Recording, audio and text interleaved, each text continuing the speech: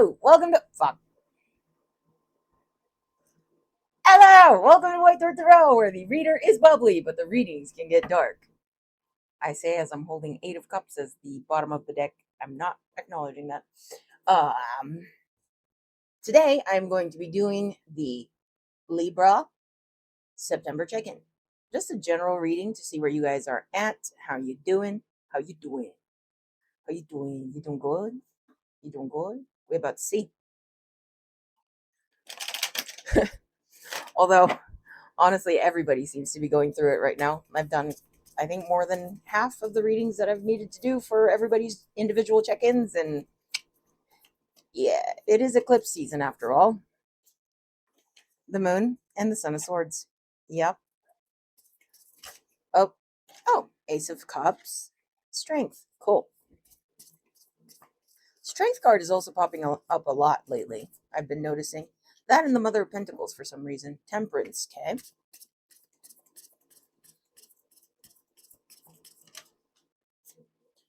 Nine of Wands. Good. Daughter of Pentacles and the Magician. All right.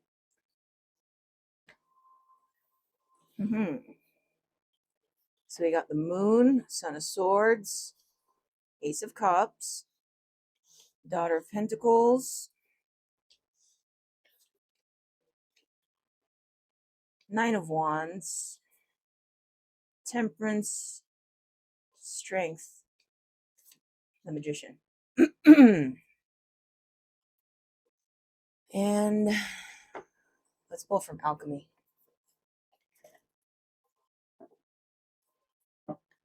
This Alchemy deck's really been talking lately.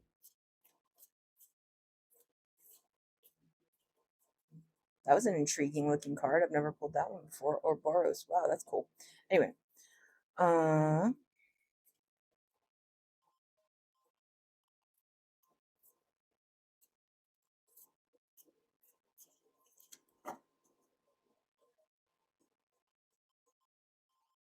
right. Let's do 3. 1, 2, 3. And we've got, from last to first, Iron, Earth's Heart, and Gold. Illumination, splendor, culmination. The alchemist's gold is no ordinary gold. It is not found in rings or coins or necklaces. It is a substance buried deep within, sometimes referred to as gold of the wise, philosophic gold, the ethereal stone, or the divine quintessence, among countless other names. For our purposes, we seek not the physical metal, but the mystical essence within each alchemist. How do we recognize it? It mimics qualities of the metal itself, soft and radiant, and its planetary counterpart, the sun, warm and bright. It's no wonder gold is associated with the heart. When this card arrives, there is something of incredible value at hand. It is marvelous and rare. Cherish it. Get to know its properties and its source. The gold card carries a distinct shadow. If mistaken for a purely physical material, it can lead to greed and excess, causing the alchemists to lose their way. Reverence is key.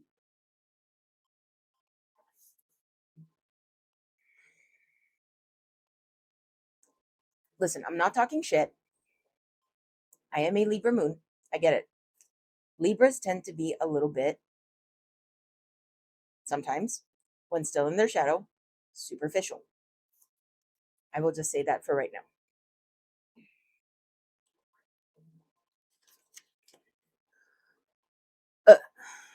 Earth's heart, depth, pulse, buried treasure. There we go. Amidst our phenomenal scientific pursuits, we have yet to journey to the core of the earth. We can only suppose what is there. Such is the mystery of the Coverum Terra card. It is related to the archetypal image of the cave and the fourth chakra located at the heart. This card appears when there is something blossoming deep within that requires our attention, our tending to. It could be a new love, a way of serving others, or an offering to the planet and its resources. In alchemical texts, Coverum Terra roughly translates to Earth is the true heart. The journey of discovery will take you through many layers, slowly revealing her gifts. This is proof of Earth's longing to provide, to teach. You've already felt the pulse of the Earth's heart. Now it's time to listen, to be a student of her wisdom.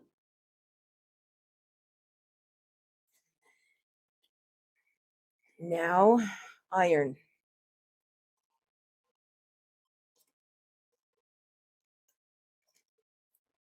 Magnetism, reliability, Mars. Iron is a reliable metal that can withstand great pressure. Over the centuries, we have come to utilize this metal extensively, mixing it with carbon to create the steel bridges, highways, and infrastructures that span across the globe. In alchemy, iron is associated with the planet Mars and shares its qualities of being strong, assertive, and potentially warlike.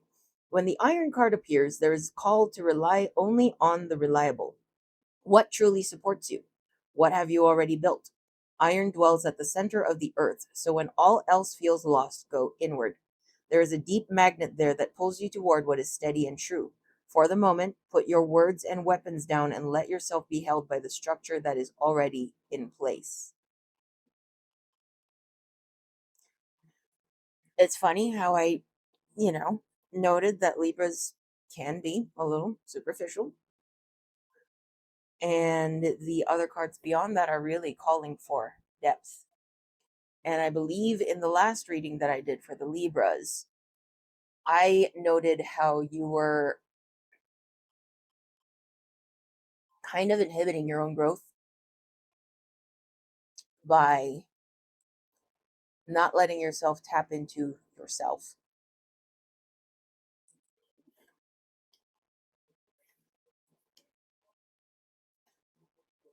There's something that's happening inside of you. And I swear I said this in the last reading that I did. There's something happening inside of you. And the only way to let it happen is to look within. We have the moon, which is about introspection. It's about the subconscious. It's about digging into your patterns. We have the Son of Swords, and that to me feels like a warning not to intellectualize the process. This isn't a logical, rational, intellectual process. This is about going into your heart and your mind. Your mind is not the same as your brain. You know what I mean? This is about more feely, less thinky, which I feel like I said to the Aquarius people too. Air signs tend to be that way a little bit. All right, Ace of Cups. This, a lot of readers read this as a new offer of love, but to me, this is talking about, combined with the Daughter of Pentacles, is getting your feet on the ground and getting more into your heart. Ace of Cups feels like something blossoming in your chest. Tap into that. Nine of Wands, it's about getting on the up and up. You might be in a funk right now, and you might find that your usual coping mechanisms are not working. You know, usually I could buy myself something nice or, eat something good and I feel better. Or, usually I could just, I don't know, have a nice night with a fine gentleman or gentlewoman and feel better about myself. But it's not working. It's not working because right now we're in eclipse season. None of that shit's supposed to work right now. Our usual coping mechanisms are not meant to work right now because we are meant to come out of this different. We are meant to come out of this more mature. We are meant to come out of this more connected with our heart and our soul purpose. That's why that's not working. So the only way out, I will tell you now, is by tapping into your heart. Temperance, strength. Basically, I'm just giving you the shortcut here. Like, I know that everybody will end up coming to their own conclusions in due time, but just, I mean, what are tarot readers for but to give you a heads up on the energies to make your life a little bit better? Basically, what I'm saying is tap into your heart. Again, the general advice, tap into your heart. My suggestion is tap into your heart because none of the usual stuff is going to work. Give up. Stop trying. Give up. Go home. Try again tomorrow. I love that Masood guy.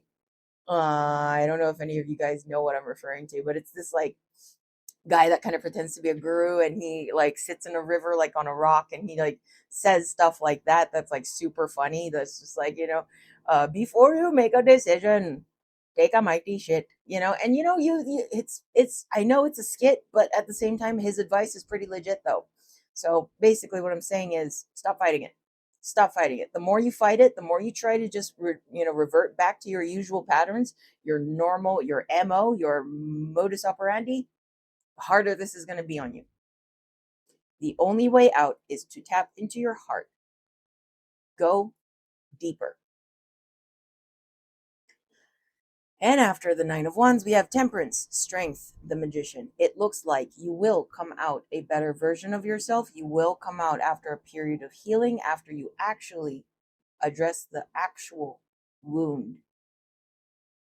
You come out with a backbone, strength. Magician is about embodying what you want. It's about manifesting what you want. Manifestation actually works on a frequency level. A lot of people think that you can just kind of like burn a candle, put a bunch of herbs together, and just hope for the best, but that's not how this works. Manifestation takes a lot of personal accountability because you have to embody the frequency of what it is you are trying to attract. And frequency can't be faked, my friends. You can't fake your vibe. It's the thing. All the superficial shit won't work. So, Libra, I think that, okay, I'm just going to go into it. I'm just going to get into it. Usually I try to hold back a little bit, but I psychoanalyze people out of habit. And I am psychic. So I see more than probably people want me to. Libra, I think that this Temperance card and me repeatedly saying go into your heart, and then these alchemy cards saying go into your heart, go deep, where you don't want to go. You keep avoiding going there. Why? Because it's tied into your sense of self-worth. You think that your worth, your looks, what you have, who you're with, what you look like, what your life looks like. But what we are saying is that the wound is in there. And the wound is tied into the fact that you don't feel like you're good enough unless you can keep up appearances.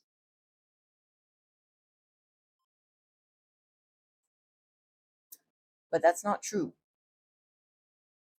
If people are houses that other people cannot enter and we cannot leave, your house is a mess, but the front yard is really nice. You're more worried about what your life looks like rather than what it feels like. Do you feel peaceful? Do you feel content? Is your foundation so easily rocked that you feel your emotions all over the place? And are you grasping for superficial things like sage, more crystals, more jewelry, meditation retreats, Reiki sessions? Are you grasping for, I don't know, shopping trips, nice dinner out at a restaurant, a better looking partner? What is it that you grasp for when you're uncomfortable? And are those things actually conducive to your healing? Are those things actually conducive to your development as a person? When things suck, is your first reaction to reach outward or is it to turn inward? That is the question that you are being asked. I know Libras can be sensitive. That's why I was trying to be gentle, but I don't know how. I'm a bull. I'm a bull in a china shop. I just say shit. Anyway, so basically, Libra, those things that you always do to make yourself feel better, the quick fixes, they're not working right now because they're not meant to. You're meant to develop a deeper method of healing. You're meant to develop a deeper understanding of yourself right now.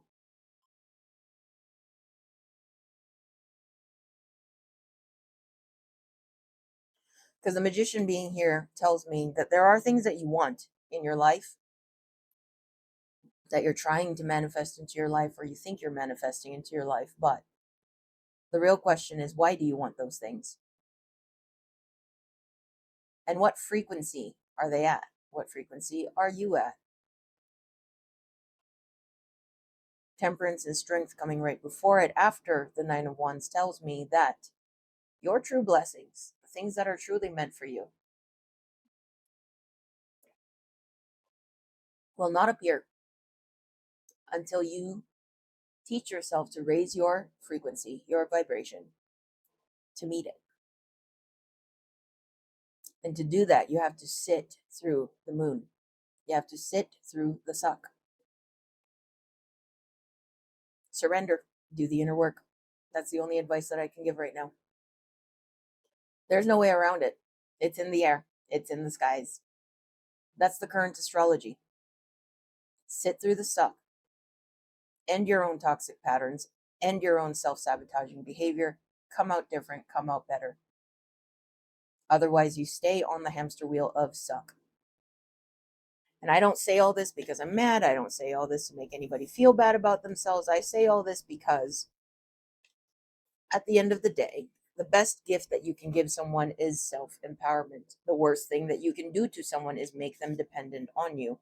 The worst thing that you can let someone do to themselves is be dependent on things that are not dependable, such as superficial woo-woo things.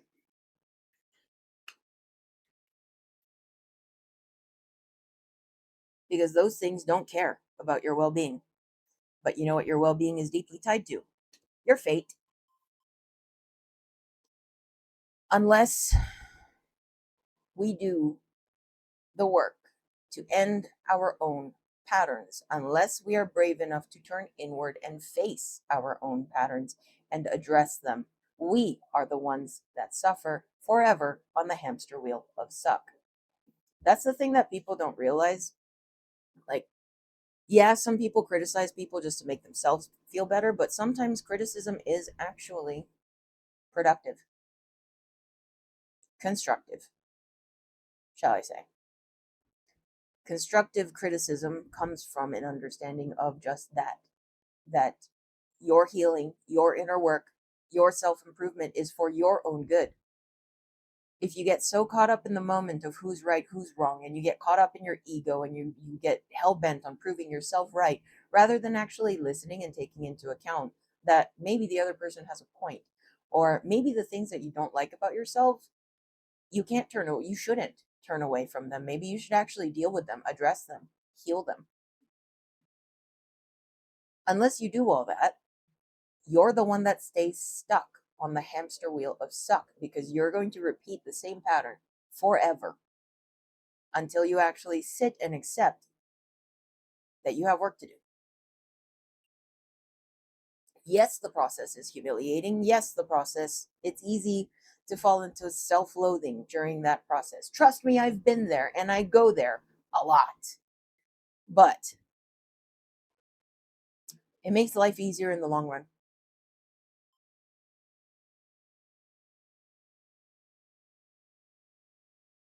Because what you're doing when you choose ego over learning, what you're doing when you choose who's right or wrong over learning, when you choose momentary wins, small wins, petty wins that don't even mean anything, when you choose that over long-term growth, you're basically saying